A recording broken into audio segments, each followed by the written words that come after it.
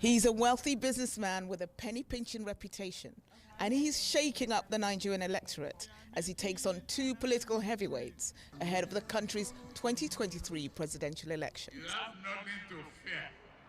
Young people in the country say they are desperate for good governance amid concerns about high inflation, a depreciated local currency, and kidnapping for ransom by bandits. And 61-year-old Peter Obi appears to be a messiah of sorts for this generation, aged 24 and below, who make up around 32% of the population, according to the United Nations Population Fund. Wayumi Lube is 24 and is one of the organizers of a movement supporting Obi, known as Obedience. The Obedient movement is pretty simple. We're just a group of frustrated Nigerians who want good governance. It's as simple as that. And we're running for presidency. Each and every one of us in the Obedient movement is running for presidency through Peter Obi. Obi is a former governor of the mostly Christian southeast state of Anambra and is seen as a credible alternative to the two parties that have dominated politics since the end of military rule in 1999. Although his offshore accounts were among those found in the leaked Pandora Papers, which exposed the hidden riches of the global elite in 2021. Obi denies any wrongdoing. The obedience movement is powered by social media and similar to the NSAS protest, also nicknamed Sorosoke, or Speak Up Against Police Brutality, in October 2020. What are the similarities between the NSAS movement and the obedient movement? NSAS was just the catalyst that started all of this. And we took it, we harnessed that pain, that energy, and said, look, we're not going to just let this die. The Sorosoke movement is just a continuation. It's not even just about Peter Obi. Definitely, Peter Obi is the quote-unquote poster child for good governance, but it's about us Nigerians. When do we start to speak up for ourselves?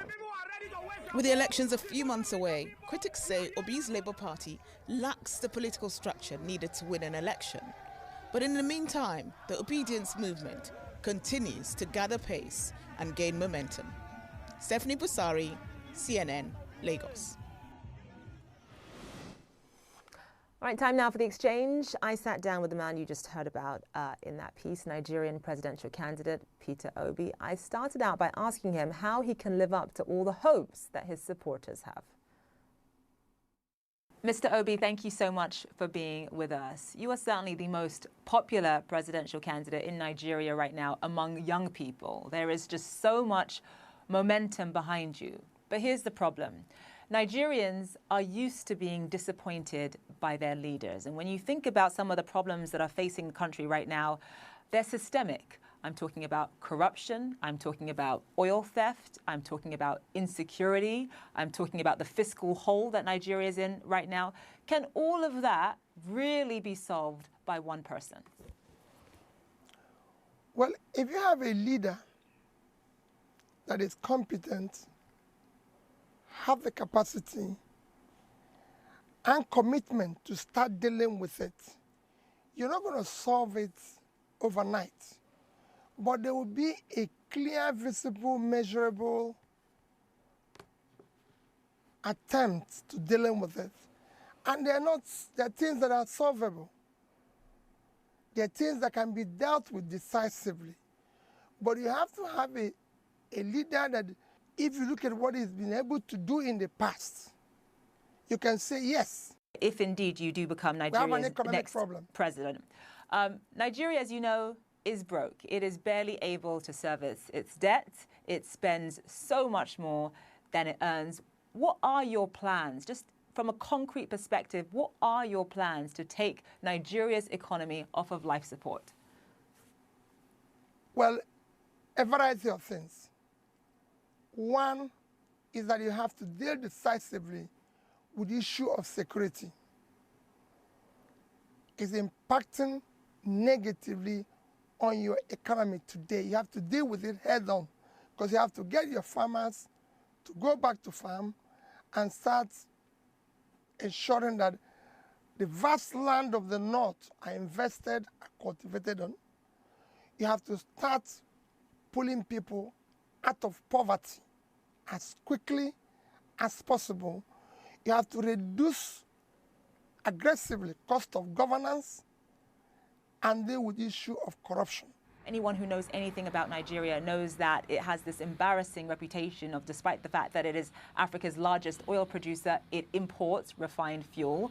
What is your plan for transforming Nigeria's economy from a consumption economy to a production economy? Let me use the issue of oil, for example. There's no reason why our refineries cannot work.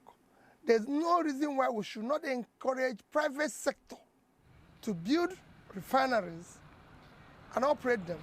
And they're not rocket science. It can be done as quickly as possible. You can use today the side to remove the fuel subsidy, use the resources to support critical areas of production, from critical infrastructure to education to supporting investment in refinery, which will be, like I said, done within a shortest possible time.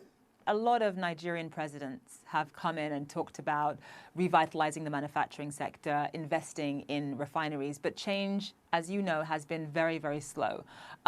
Why is it going to be different with you? And what would you say were the biggest hurdles in making sure that all of the things that you've just listed come to pass? Well, what people need to do is to go and look at what I promised as a state governor when I said I'm going to turn around education, health, pull people out of poverty, bring sanity and civility in governance in Anambra State, whether that happened or not. When I said we're going to save money, did we do that? I want to talk about one of the other sort of major issues that Nigeria is grappling with right now, and that is, of course, violence and insecurity. You can barely travel from one part of Nigeria to another without fearing for your life. And I'm talking about kidnapping, I'm talking about banditry, I'm talking about terrorism, I'm talking about Boko Haram. What is your plan for that?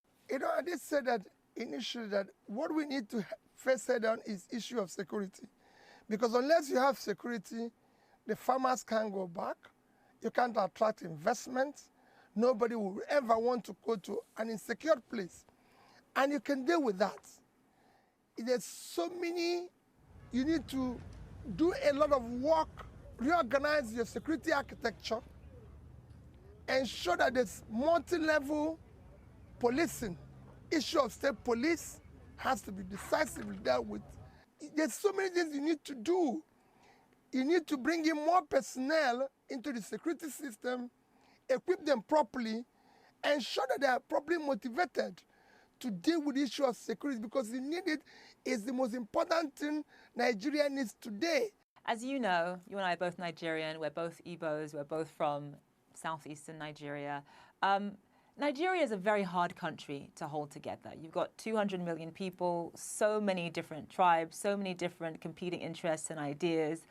And when you think about the fact that, you know, you're from the southeast, how easy is it going to be to rally Nigerians perhaps from the north behind you? That's got to be on your mind. That is what it was yesterday. Another problem, because we have been able to elect people based on ethnicity, religion, my turn, connection, or one form of bias or the other, which brought us to where we are, or structure, which always says structure of criminality. That is what we want to dismantle now and ensure that the next election is based on character, capacity, competence, commitment to do the right thing. Nigeria is now not just in a physical mess, it is at the last stage to collapse. The people in the north don't have a secure place. They don't have good roads. They don't buy bread cheaper than people in the south. So is the people in the south.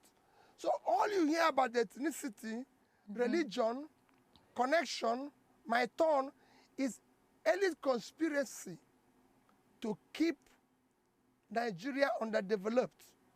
But now we've reached the edge. We can no longer continue this way. Mr. Obi, thank you so much for joining us on the program. Thank you for having me. Thank you.